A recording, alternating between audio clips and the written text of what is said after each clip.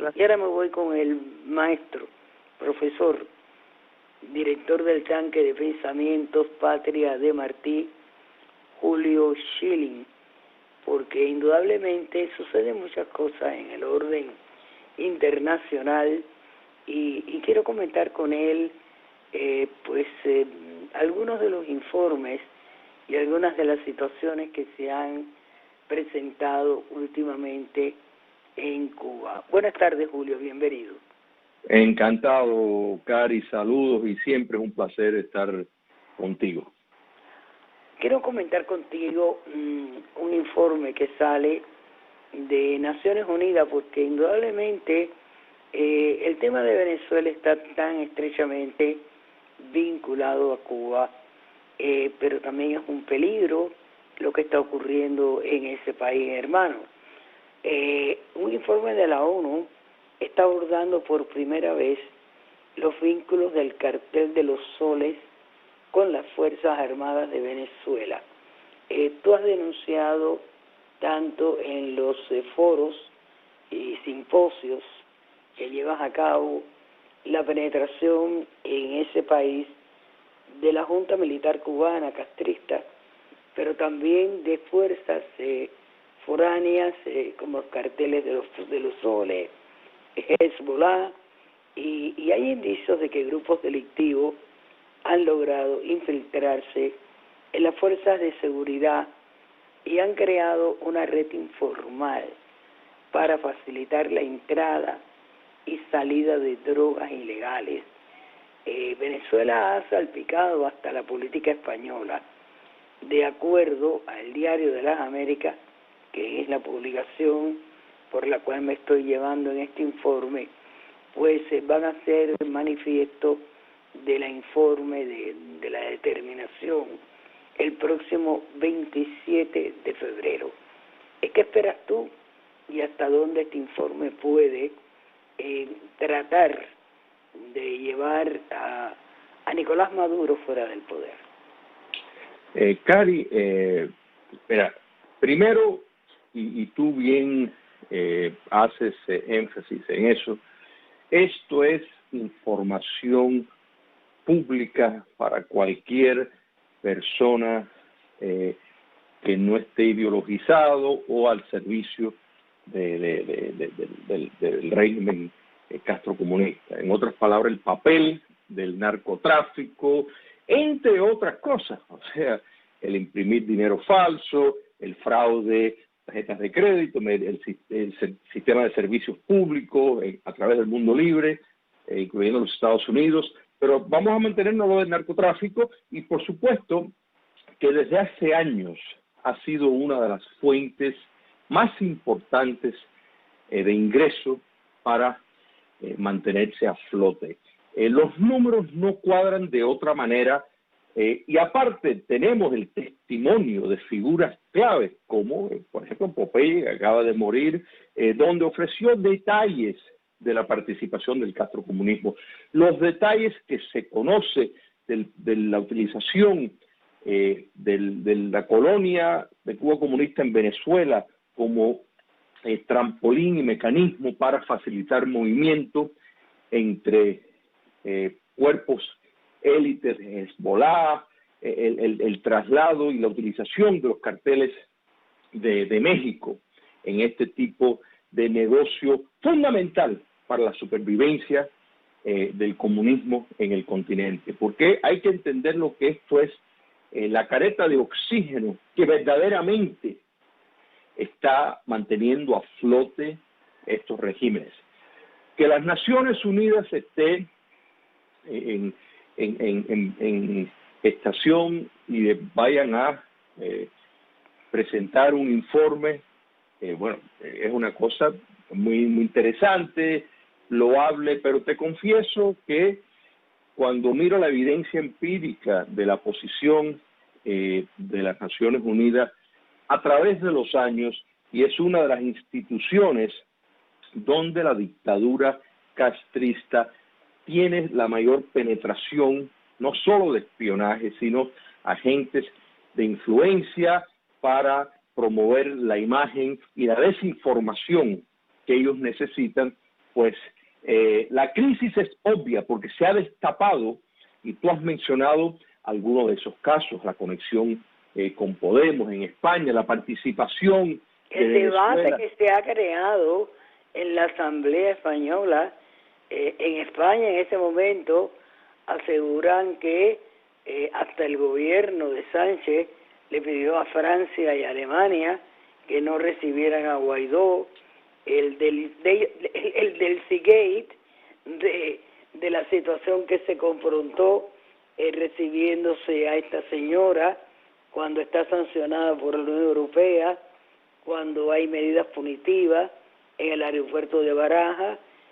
Son cosas que indudablemente han salpicado aún más la precaria democracia que trata de sostenerse en España. Y efectivamente, ¿qué fue por qué ocurrió el caso Ochoa? Bueno, podemos especular que algunos, la teoría es que podía presentar una amenaza para el dictador Castro en aquel momento por cierta popularidad dentro de las Fuerzas Armadas, pero el castrocomunismo siempre ha buscado chivo expiatorio para lo que se conoce, y había realmente un gran temor en la cúpula del poder del castrismo de que si los Estados Unidos, tomando la evidencia sobresaliente que tenían de la participación de Cuba comunista en el narcotráfico, que tomaran una acción y tiraron a este señor y lo arrollaron, y como es tradición del comunismo hacer, la Unión Soviética hizo lo mismo cada vez que había que echar a alguien, pues era el que caía en desgracia y tenía que pagar el precio de todos. Entonces podemos estar frente a un reporte similar donde el régimen podría sacar 2 o 3 figuras irrelevantes, sin importancia, y decir que bueno, que estos son los culpables, y tal vez darle alguna sentencia, tal vez no, o decir que la van a dar y después lo sacan por otra puerta giratoria. Lo importante en esto, en mi apreciación, Cari, es que el mundo libre, particularmente los Estados Unidos, no solo mira esto como una denuncia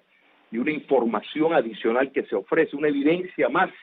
a lo que ya se sabe, sino que se tome acciones decisivas para impedir esto. O sea, que aquí hay un nombre y apellido, aquí se puede señalar quiénes son los que están organizando esta operación de narcotráfico. Esto no es un secreto de nadie, y es ahí donde está. Y yo creo que sin duda, cuando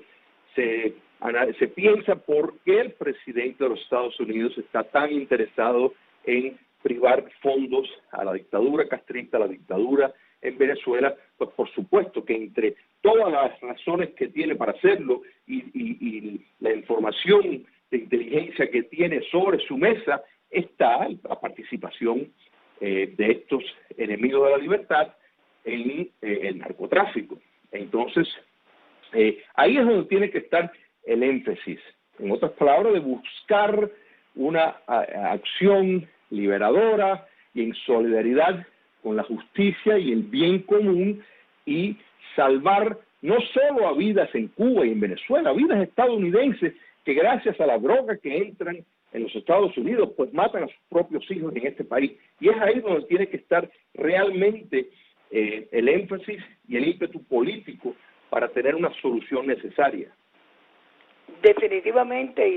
y te quiero agradecer tu participación y también tu comentario, porque acaba de salir una información donde un avión privado llevó cocaína desde Argentina a México y fue cargada en un aeropuerto boliviano. O sea, estamos viendo cómo la nueva fuente de ingreso para proyectos y para desestabilizar la región, pues es la droga. Y yo me pregunto aquí, ¿qué pasó con el proceso de paz? El haber perdonado a la FARC, el permitirles llevar adelante un partido político, pero el tema fundamental que los mantuvo a ellos durante tantos años costeables como un grupo de cuentapropistas alzados fue el tráfico de drogas. Por supuesto, y hay que señalar Cari, y yo sé que esto tú has reportado acerca de esto, que las FARC siguen controlando los campos de la producción de drogas. En otras palabras, esto no se ha cedido. O sea, las FARC sí han dejado parte de sus armas para ponerse cuello y corbata y estar en los salones de las instituciones democráticas, pero ojo, siguen teniendo los campos controlados en cuanto a la producción y la distribución del narcotráfico, siguen teniendo esa influencia y el enlace con los carteles mexicanos va por vía de las FARC. Por eso es la gran utilidad y yo creo que una vez más vemos cómo operan de una forma en bloque, unísonos, en una dirección, y el avión, fíjate, en el simbolismo, Argentina, Bolivia, la conexión con las FARC, los carteles mexicanos, el presidente López Obrador no toca los carteles de México. Esto no necesita un... No los toca, no, los deja huir. Los deja huir. Que es más triste todavía. Así no hay que ser un genio para darse cuenta que este rompecabezas claramente pues demuestra que es una operación de entrada de dinero para un movimiento subversivo, el movimiento socialista en el continente. Muchísimas gracias, Julio, como siempre, por estar con nosotros, por darnos tus criterios, tus experiencias, ¿no?, en cuanto a temas que abarcan la región y que indudablemente están estrechamente vinculados con la tiranía que azota a nuestro país y que azota buena parte de la región.